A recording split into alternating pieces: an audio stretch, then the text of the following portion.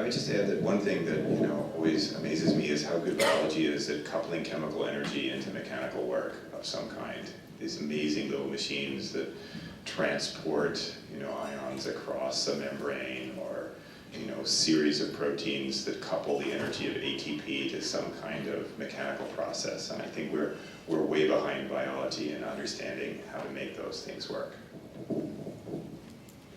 Maybe we'll close with one last question here from Solo.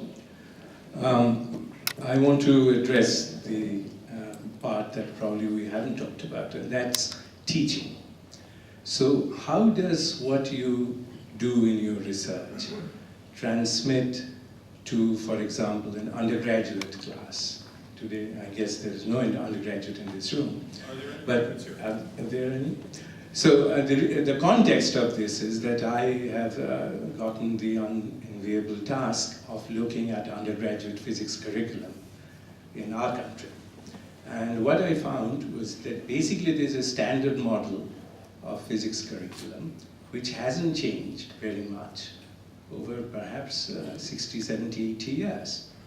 Now, the frontier has moved at a pace which is far greater than the pace of undergraduate education. I'm now being somewhat parochial. I'm only going to talk about, ask about physics.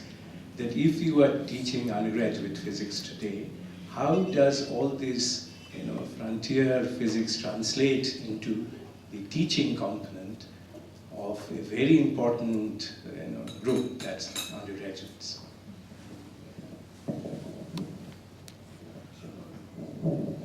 So I'll start. One thing that has been very successful at Princeton is an integrated science curriculum, which is really aimed at educating modern biologists. So they start as freshmen, take these 2 double courses, the 2 semesters, where they learn biology, chemistry, physics, computer science all together, and it's very much sort of problem-based as opposed to lecture-based. And one of the interesting outcomes of that is that has proven to be an actually significant feeder to the physics major. That kids go into that, and they come out after 2 years, and at Princeton you have to declare that it's become a source of maybe 1/3 of the physics majors at Princeton as this integrated science. So it looks like, you can start out doing something which is not, just physics, and, find that you are interested in the physical side of this integrated curriculum, which is, again, aimed at, turning out modern biologists, but still, find that you are following that track all the way into a physics major. So I think it's not impossible that, even for people who were going to definitely be physicists from the moment they were born, that an education that had a significant component of the life sciences early on, is a reasonable track.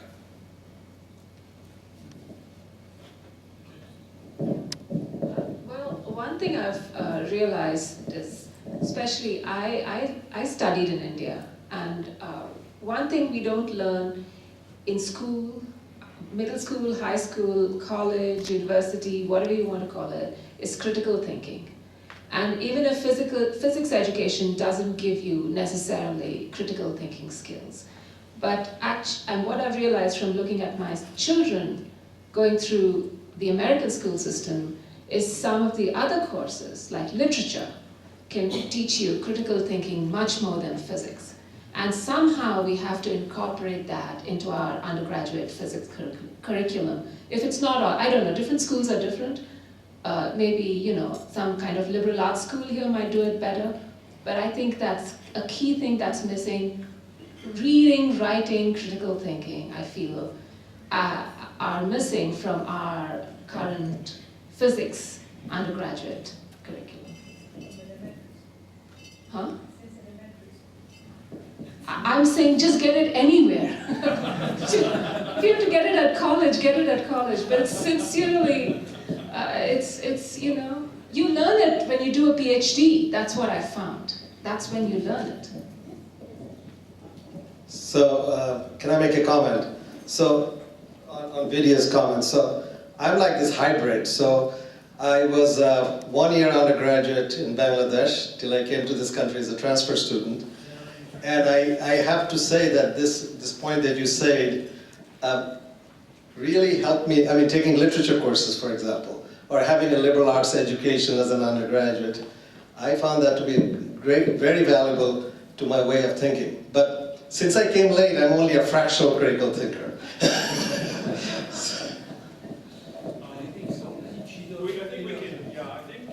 Actually, we need to practically take a break at this point. Yeah.